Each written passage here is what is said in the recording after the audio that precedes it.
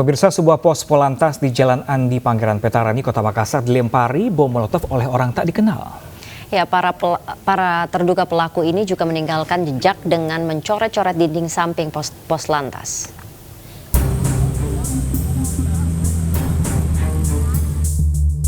Sebuah pos lalu lintas Polrestabes Makassar yang berada di ujung Jalan Andi Pangeran Petarani, Kota Makassar, Sulawesi Selatan, hangus terbakar usai dilempar bom molotov oleh sekelompok orang tidak dikenal. Selain melempar bom molotov, pelaku juga membakar ban bekas di depan pintu pos lantas dan nyaris membakar warga yang sedang tertidur. Usai melakukan pembakaran, pelaku juga meninggalkan jejak dengan mencoret dinding yang berada di samping pos lantas. Unit Jatantras Polrestabes Makassar langsung menggelar olah TKP di lokasi kejadian. Polisi mengamankan beberapa ban bekas, spanduk dan sejumlah botol berisi bensin yang digunakan untuk melempar pos lalu lintas hingga terbakar. Di mana orang tidak dikenal ingin membakar pos, di mana ditemukan ada bekas-bekas ban, spanduk, itu yang dibakar dan diletakkan di belakang pos di dekat pintu. Yang kemudian api membakar masuk ke dalam ruangan yang ada spring bed dan ada satu orang yang sementara istirahat, bukan polisi. Hingga kini polisi masih melakukan penyelidikan serta mengejar para pelaku dari bukti-bukti yang ditemukan di TKP. Dugaan sementara pembakaran ini buntut dari tewasnya ratusan supporter Aremania akibat kerusuhan di dalam Stadion Kanjuruhan, Malang, Jawa Timur. Dari Makassar, Sulawesi Selatan, Julius Vin, iNews melaporkan. Seluruh jenazah korban meninggal dunia tragedi Kanjuruhan telah diambil oleh pihak keluarga. Sementara itu korban luka masih dirawat intensif di rumah sakit.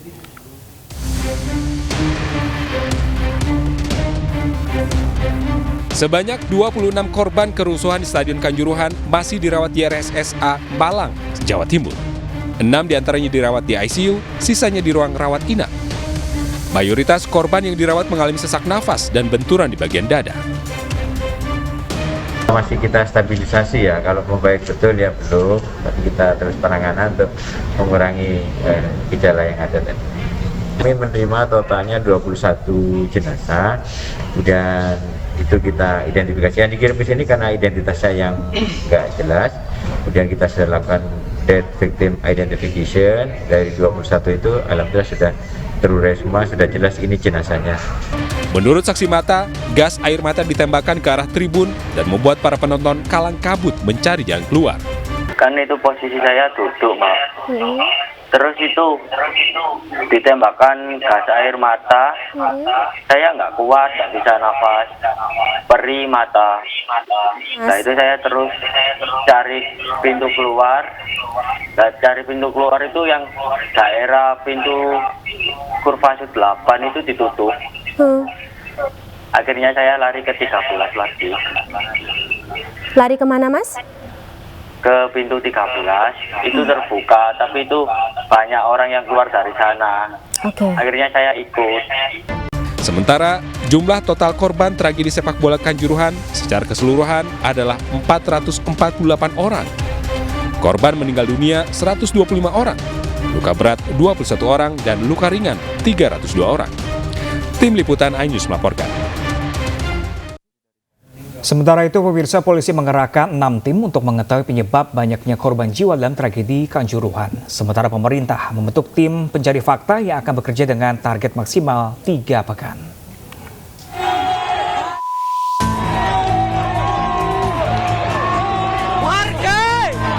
Tragedi di Stadion Kanjuruhan, Malang, Jawa Timur menjadi noda bagi persepak bolaan Indonesia. Tak kurang dari 448 orang menjadi korban. 125 diantaranya meninggal dunia. Tim Barreskrim Polri memeriksa Direktur LIB, Ketua PSSI Jawa Timur, Ketua Panitia Penyelenggara, dan Kadispora Jawa Timur.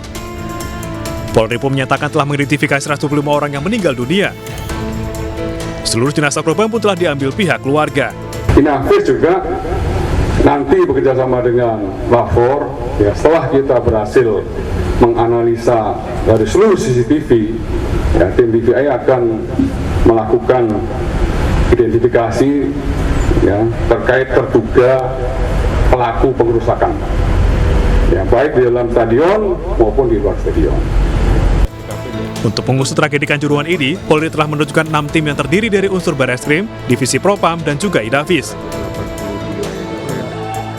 6 tim tersebut diterjunkan untuk menemukan faktor yang menyebabkan massa saling berdesakan hingga terinjak-injak keluar stadion. Sementara pemerintah membentuk tim independen gabungan pencari fakta tragedi Kanjuruhan yang diketuai oleh Menko Polhukam Mahfud MD. Tim yang berisi gabungan dari berbagai organisasi dan kementerian ini akan menyelesaikan tugas dalam waktu 3 pekan ke depan. Tim inilah yang akan menggali dan akan menyampaikan kepada Presiden, dan kalau ada pelanggaran hukumnya akan disampaikan ke penegak hukum lagi berikutnya. Nah, kapan mulai? Ya kita akan langsung mulai saja ini. Besok, ini makanya saya umumkan sekarang karena besok akan segera nyusun pertemuan-pertemuan maraton dan berbagi tugas, memanggil siapa dan menemui siapa, melihat apa, itu besok akan dibicarakan. Selain itu, Presiden akan memberikan santunan kepada korban jiwa, masing-masing 50 juta rupiah. Pemerintah melalui Kemenkes juga akan menanggung biaya pengobatan bagi korban luka-luka yang dirawat di rumah sakit. Imbas tragedi maut Kanjuruhan, Kapolres Malang dicopot dari jabatannya. Dan selain itu, Polri telah memeriksa 20 orang saksi dalam kasus tersebut dan memeriksa 28 personel polisi terkait dugaan pelanggaran kode etik. Malam hari ini juga Bapak Kapolri mengambil suatu keputusan yang memutuskan berdasarkan surat telegram nomor ST 2098 Romawi 10 Cap tahun 2022 menonaktifkan ya sekaligus mengganti Kapolres Malang AKBP Ferry Hidayat SH SIK MH dimutasikan sebagai Pamen SSDM Polri dan digantikan oleh AKBP Putu Kholis Arya SIK yang sebelumnya menjabat sebagai Kapolres Pelabuhan Tanjung Priuk Polda Metro Jaya. Kemudian, sesuai dengan perintah Bapak Kapolri, Kapolda Jatim pun melakukan langkah yang sama, melakukan penonaktifan jabatan Danyon, Danki, dan Danton Brimob. Tim hari ini melakukan pemeriksaan ya terkait penerapan pasal 359 dan 360 KUHP dengan melakukan pemeriksaan 20 orang saksi. Dari hasil pemeriksaan tersebut, tim melakukan gelar perkara. Dari hasil gelar perkara meningkatkan status dari penyelidikan, sekarang statusnya sudah menjadi penyidikan. Ya, tim juga akan kerja secara maraton. Ya, kemudian yang ketiga, dari hasil pemeriksaan Itsus, ya, Itwasum Polri dan Biro Paminal, update yang perlu saya sampaikan pada malam hari ini juga melakukan pemeriksaan ya, dugaan pelanggaran kode etik anggota Polri sebanyak 28 personil Polri. Ya, apa hasil penyelidikan terbaru terkait dengan tragedi Kanjuruhan? Kita akan langsung tanyakan ke Nata Arman yang ada di Polres Malang, Jawa Timur. Ya, halo, selamat siang rekan Nata. Hingga saat ini berapa saksi yang sudah diperiksa oleh kepolisian?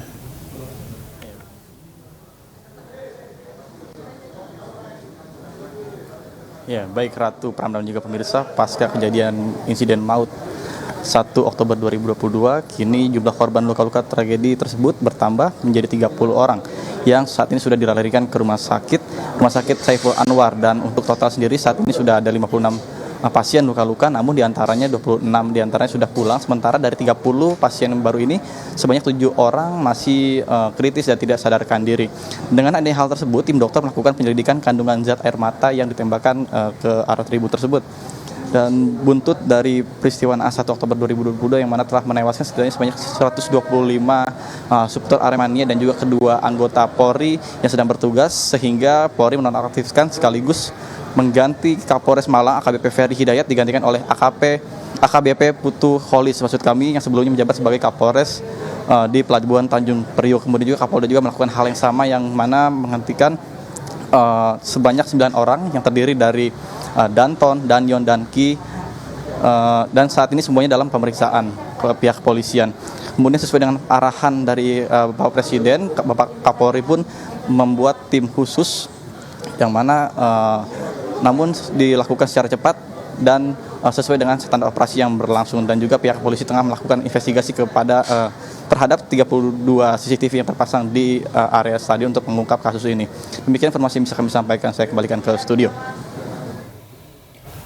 Baik, Nata Arma melaporkan langsung dari Malang, Jawa Timur. Kami masih akan menunggu kabar terbaru dari Anda dan selamat bertugas kembali. Pak, jangan sampai gas air mata, jangan kecil, Pak. Bola dikandani, Bro. Iya. Iya, saya keluar. Iya, saya keluar. Tahu jangan dikira enggak? Iya, saya keluar. Kena gas air mata kabeh, peri sak stadion. Nek gak iso mulai kok sian.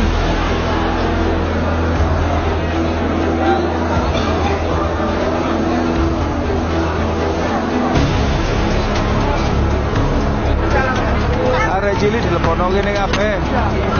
Gas air mata soalnya.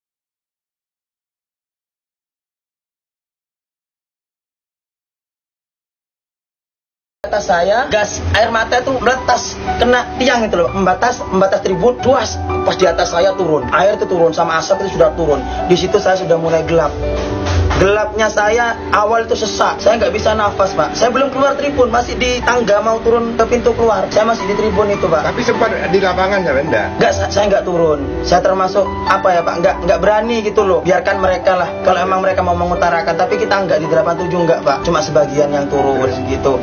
Keluarnya? Saya keluar itu saya sudah lepas kontrol. Saya nggak sadar sudah, Pak.